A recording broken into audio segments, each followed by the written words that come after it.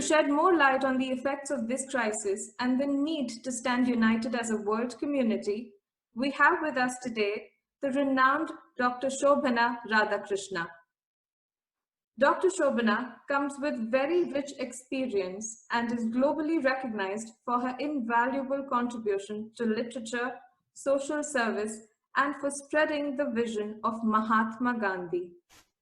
She has over 38 years of experience in social work in various development projects in different parts of India. She has also given many lectures in India and abroad talking about the Gandhian way of living and has been honored by the national and international community with several recognitions and awards. We will also have some time at the end of the address to take some questions related to her talk from the audience. If you have any questions, kindly write them in the host chat window with your name. We will take them after the speech. So delighted that you could be with us here today. The mic is all yours, ma'am. Thank you. Namaskar. I am Shobhana Radhakrishna, and I'm very happy to be here with you all today.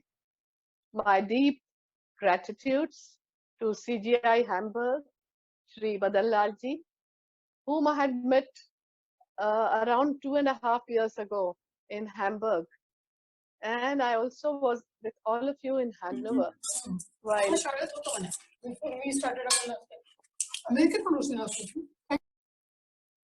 I also extend my grateful thanks to IASH Hannover and to the President, Dr. Gautam Sagar, who has been a great help in actually training us and also in organizing this very wonderful webinar. I would like to start today's talk with Sarva Dharma Prarthana, or excerpts from all religious prayers.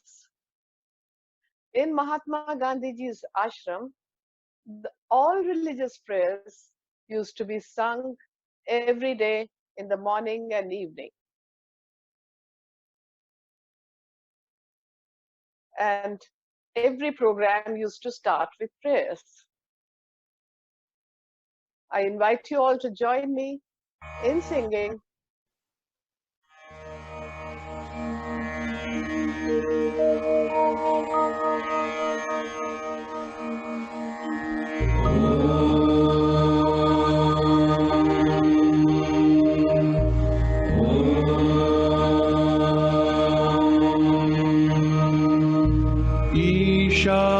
ईशावास्यमिदं सर्वं यत्किञ्च जगत्यां जगत् तेन त्यक्तेन भुञ्जीथाः मा कृतः कस्यचित् धनम्।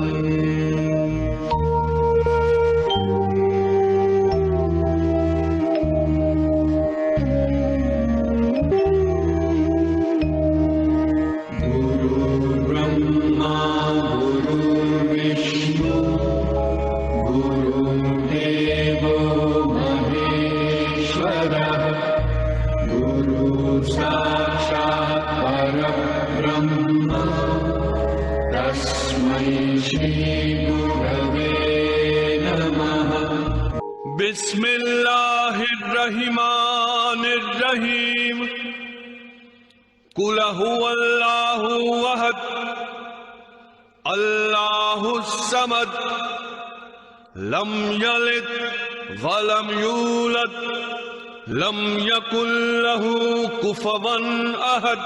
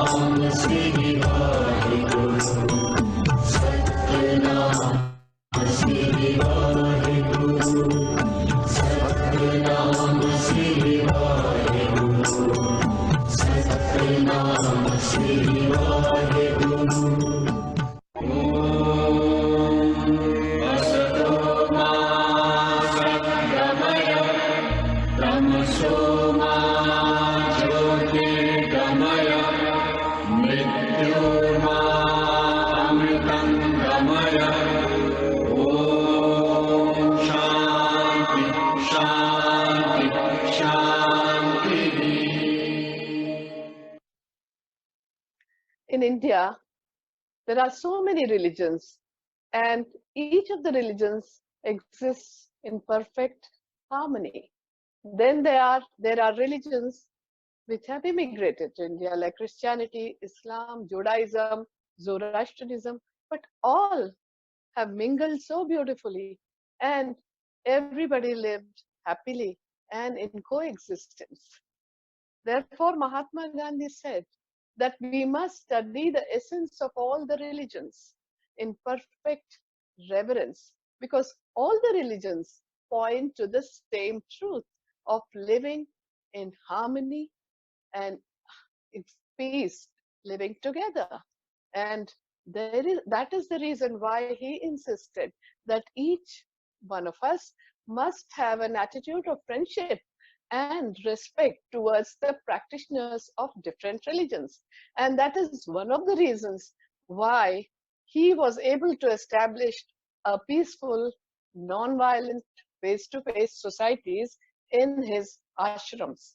And I'm happy to let you know that I was born in Mahatma Gandhi's Sevagram ashram, that is in Wardha in Maharashtra. And I grew up in the ashram.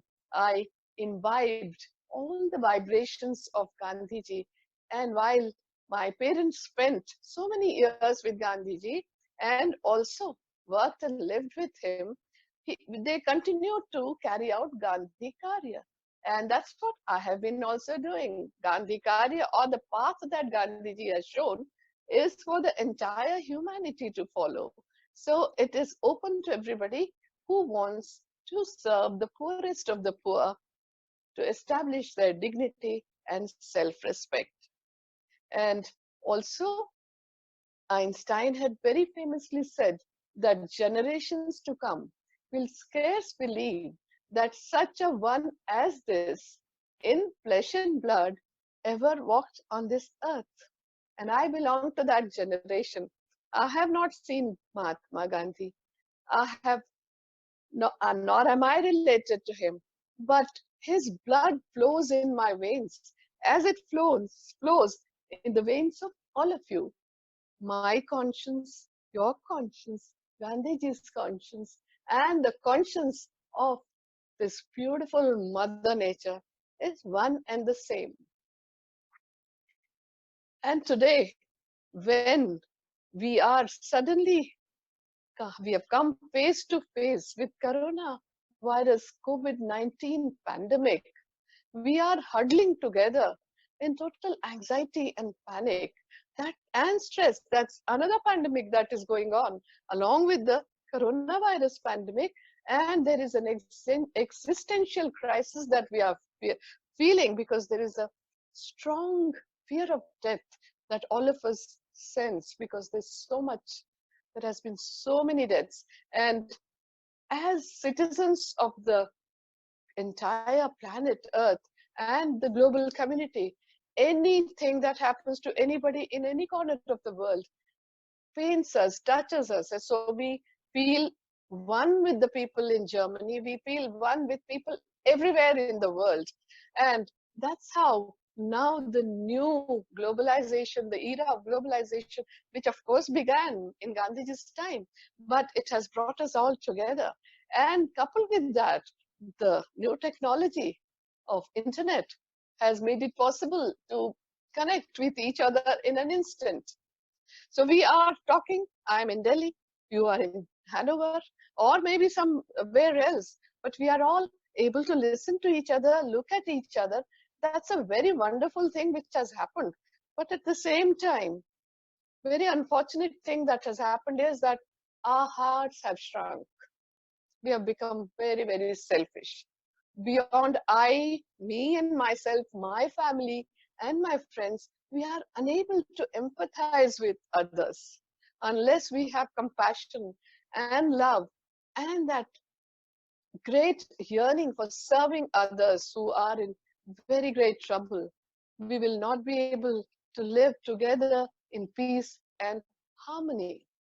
Due to coronavirus today, people must have a very positive outlook like Gandhiji did. And that's one of his qualities that I would like to inform you. First qualities, that he used to be positive under any circumstances. He faced many challenges from the time he came face to face with racial discrimination in South Africa.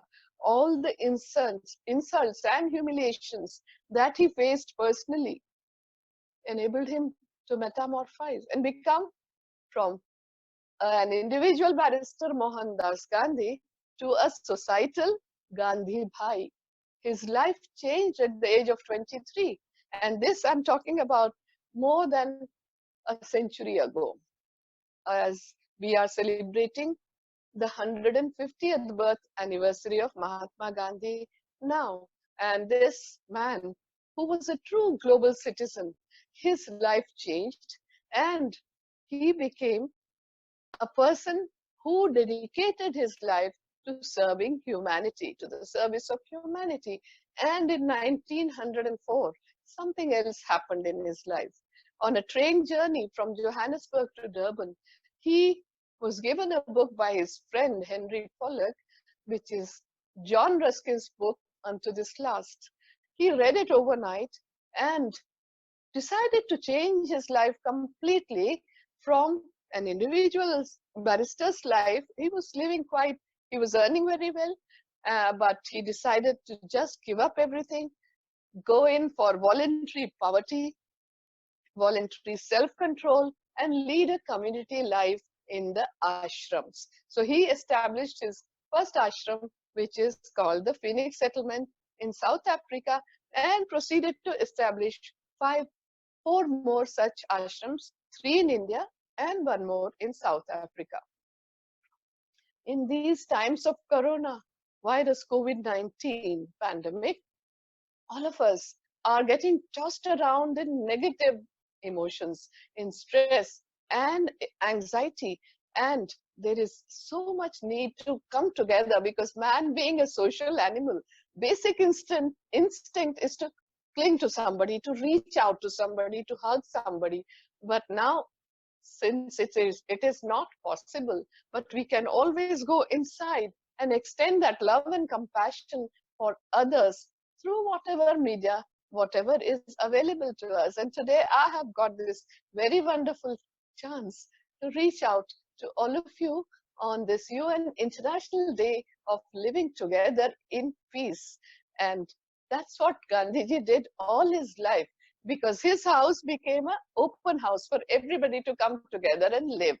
All the people who used to work in his office actually came to the Gandhi's household, and it became a very big family. It is like what our ancient sages have said, Vasudhaiva Kutumbakam, the world is the family. So Gandhi, as his vision expanded, so did his homes became smaller and smaller, but his family became bigger and bigger. So in true terms, he became a global citizen. He had so many friends from different religions, and all those friends stood by him, helped him, and participated in the non-violent freedom struggle. We must ask ourselves, why does Gandhi matter? A man who was born 150 years ago in Porbandar in Saurashtra, how is it that he resonates in millions of people around the world? And during this year of Gandhi 150, I have traveled to 33 countries and have given about 148 Gandhi Katha, or told the story of Gandhiji to people so that they can put their hearts into understanding Gandhiji, to get inspired by him and learn very, very critical lessons of being just a human being simple and serving others. So one of the things that I would like to tell you that Gandhi in those times lived and worked in 3 continents. That is not an ordinary experience that everyone had. He was born in India. His 18 years of his life were spent in India. And I must tell you a very interesting story. When he was about 18 years old and in the college, he really didn't like to be in the college, and he was contemplating that he should go back, and the studies were very difficult for him because the medium was English, and the method of teaching was also very difficult, different than what he was used to in the school. And he got a lot of headaches also with the subjects. But when he heard that a family friend had suggested that perhaps he should go to London to become a barrister, and then maybe it will be possible for him to take up the same uh, status as of his father, that is the Prime Minister of Porbandar. So he got very excited, not only because he wanted to go to the land of thinkers and philosophers. He was excited about going to uh, England, but he had to give a speech in the farewell speech in the college, and that was a very difficult thing for him because he was a very shy and timid person, just an ordinary person like you and me. But how did this very ordinary person transform himself to become an extraordinary person who embraced the entire humanity as one family is something interesting to know. So I would like to tell you that he wrote a speech and took it to the school, and it was fortunately reported in the Kathiawad Times of that day. And it said that I'm sure and I hope that, like me, thousands or hundreds of students would like to go abroad to study. But I would like to tell them to study very, very hard, work very hard, but come back to India to serve the motherland. So in his entire life, we see the knowledge of the Bhagavad Gita seeping through his life of Karma Yoga, Jnana Yoga, and Bhakti Yoga, because he said when you work with so much dedication and love that you just give everything of yours to your motherland. This is how, this was the time when people in the world were taking pride in producing and using weapons of mass destruction. But in spite of all the blood, all the bloodshed, and all the violence, humanity has continued its journey upwards. In the first half of the 20th century, when the world was torn apart by intolerance, hatred, 2 world wars, the Holocaust, and the atomic bomb, there was only one man who stood there waving the flag of peace and non-violence and living together in harmony, and that was Mahatma Gandhi. So we must take lessons from him. And since I have lived in the ashram, I continue to lead the ashram life and continue doing Gandhi Karya. I would like to tell you that Gandhi's role, Gandhiji has to be understood holistically. If we only say that Gandhi means satyagraha, that won't do. Unless we understand his philosophy, his thoughts, his life, his spirituality, his hundreds of non-violent struggles to establish human dignity, and his activism, his role as a political leader, as a freedom fighter, as a religious thinker, as a journalist, and as a writer, and of course his attempt to spiritualize politics and to bring peace and harmony in the entire country, which was then a slave country to the British colonial rulers. And that was one of the first aims, to free his motherland. And that is why he was wanting to study and come back to India and serve. But as it happened, he went back to South Africa and worked there for 20 to 21 years, roughly 20 years he was there. It was there that he first started Satyagraha, which is one of his legacies to the world, non-violent freedom struggle, non-violent struggle, and he started his activism there as a political organizer. And after coming back to India, he led the largest mass-scale non-violent struggle to establish, to bring about freedom. And that freedom was because he wanted everybody to live together in peace and in harmony with adhering to our ancient culture of Vasudhaiva Kutumbakam. Mahatma Gandhi also remains an inspiration from millions around the globe who have followed his legacy of standing up against injustice, of humanity, of finding non-violent way of conflict resolution through interfaith dialogues and establishing peaceful, non-violent face-to-face society. It is now that we are observing May 16th as the UN International Day of Living Together in Peace. But more than a century ago, he had already done that. So I was told in the program that there'll be a video by your children in Germany expressing their views on living together in peace. Perhaps you are going to show it later, but on hearing that, the children whom we teach and the children who are rather underprivileged and live in the slums have sent their creative expressions for you during the time of Corona pandemic to live in harmony and peace from all the violence and the terror. This was, of course, from the time when terror attack had happened in Mumbai in 2018.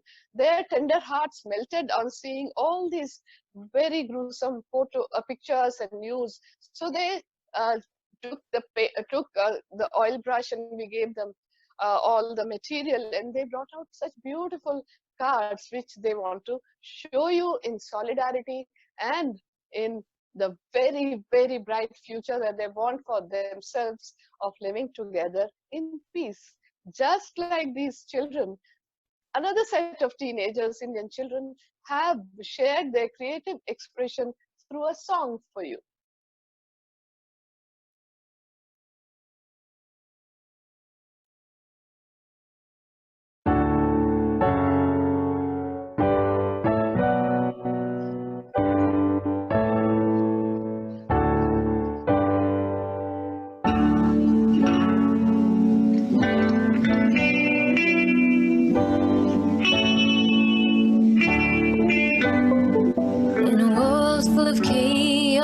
In a world full of noise, life flew by, but we forgot the word of joy. Beauty all around us began to fade, everything falling apart, but we carried on the same. But now we have time, now is the time to heal and grow. Let's do it together. Own our wounds, embrace our scars, back to our roots, but moving forward. Refresh our minds and come out stronger.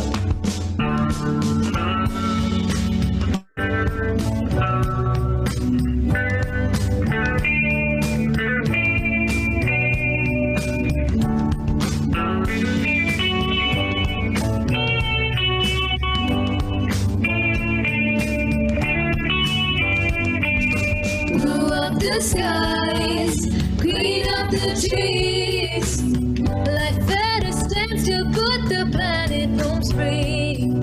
In a world full of chaos, in a world full of noise, we were moving too fast to see the things we destroyed. So now we have time, now is the time to heal and grow. Let's do it together. Embrace our scars, back to our roots, we're moving forward. Refresh our minds, come out stronger. Stronger, come out stronger.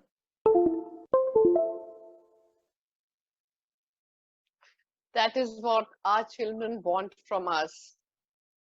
as you know, children do not listen to us.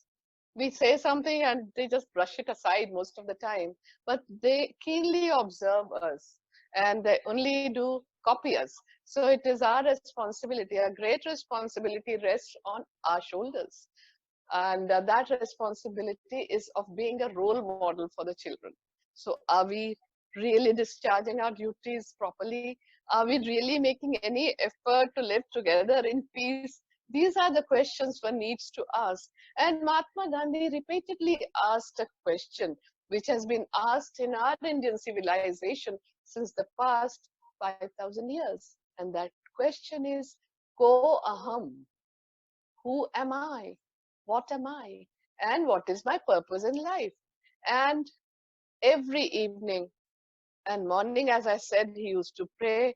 And while expressing gratitude to God, he also introspected for finding out where he was going wrong, because he was one of the persons who remained a student throughout his life.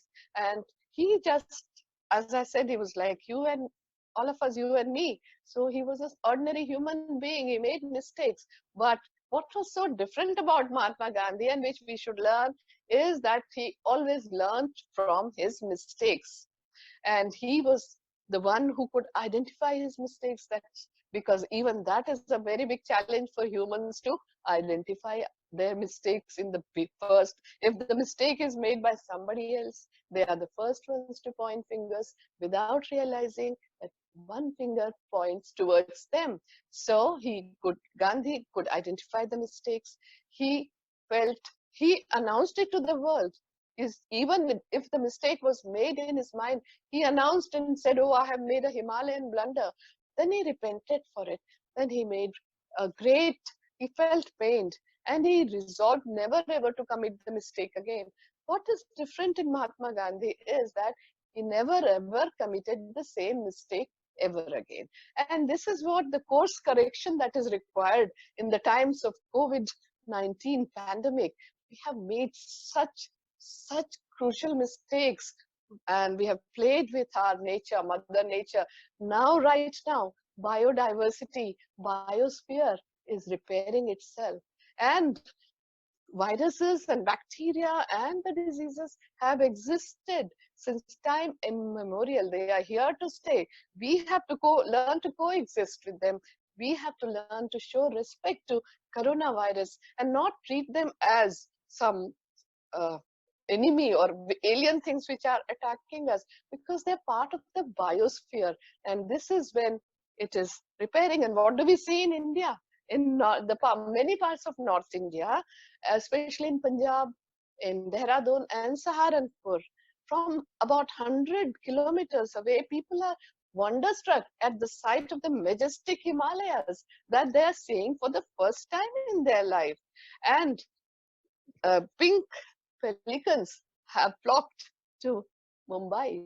And also we see that in Lebanon, birds are flying freely. And in the African penguin waddled across to meet up the zoo inmate, orangutan in the primate section. So all these things are so wonderful. And in Delhi, especially where we all live, the air quality is so very bad, and all of us have really suffered, and already our respiratory systems are under strain. And now with the coronavirus COVID-19, it is attacking the respiratory system. So it's very critical that we learn how to breathe properly. And that's what Gandhi ji said, that it is very important to have fresh access or have fresh air, water and food. And people must learn about their bodies. They must learn to take care of their bodies. They must stay healthy. They must be keep their routines such that they should not fall sick, and they should also learn to take care of their bodies themselves. There is no other person who's going to take care of our bodies. We are responsible for our well-being, and that well-being is not factory made or technology driven. We have to work for it. And this is the time when we are really able to connect internally as well as with others. Time to meditate, time to introspect, time to ask questions, and time to learn how to coexist with nature, because Gandhiji lived in harmony with nature, and it comes across in his environmental credo of living along in harmony with the nature, taking minimum resources, living in voluntary poverty, and living with whatever he had available locally. So all these things we'll have to learn. There is no need to reinvent, because he has already shown us how to do that. He was with us 72 years ago. So it's not that I'm talking about somebody who was very far away in history. He was there, maybe still it's very easy to learn from him. And I would also like to point out that very few people know how much Mahatma Gandhi and Kasturba Gandhi contributed to public health. I don't think many people know that they also came across outbreaks of plague, of bubonic, of course, plague, and Kushtarog, leprosy. But they served people without any fear and hesitation. They went into the front line and served people. And like what we are facing today in 2020, 1918 was the time of Spanish influenza. Mahatma Gandhi had returned to India in 1915, and he got headlong busy in conducting the freedom movement, a non-violent national freedom struggle. And then this pandemic came. So though he did not become sick with that, but he lost many people. His own daughter-in-law was lost in this Spanish influenza. At that time also, he was sick because of overwork and dysentery and other stomach-related problems. But he was very, very sure to tell people to quarantine themselves, maintain distance, to make sure that they somehow eat well, boost up their immune system, and these things which even he could understand so many more. I think it was when in 1918, more than 100 years ago. We have also to do that. So there is nothing different that he did, except that the magnitude has changed. Now we are talking about living together in peace and harmony. May we all live together in peace and harmony from wherever we are. But first we must learn to live with, adjust with ourselves, then with each other, and then with the nature. Then we, since we are social animals, we have to live as a community. All the feelings of compassion and love that we can share, everything that we can do for each other, we must continue doing. Learning from Mahatma Gandhi in all this is very important, but my time is limited. I will have to now stop at this point and tell you that all these lessons that Gandhiji gave was, of course, free of cost. So it doesn't cost any money, because in these days, all the wellness gurus take a lot of money, charge a lot of money for all kinds of sessions. But here is a wellness guru who is free of cost. He comes across as somebody whose life was so transparent and open. I wish you all read his autobiography, and one of the books that he has written, which will be very useful for everybody to change and modify their lifestyle, is Key to Health. That is one book which he says in the preface that it became very popular, as he has got a very novel outlook towards health and well-being, and that is to remain in harmony with the 5 elements in nature. So I thank IASH once again for this opportunity. I think I have exceeded my time limit, and Gandhiji was very punctual. So I apologize for taking a little more time, but I have enjoyed being with you. Thank you, and it was very nice. Thank you very much. So thank you everyone for joining us, and wish you a very nice evening and nice weekend ahead.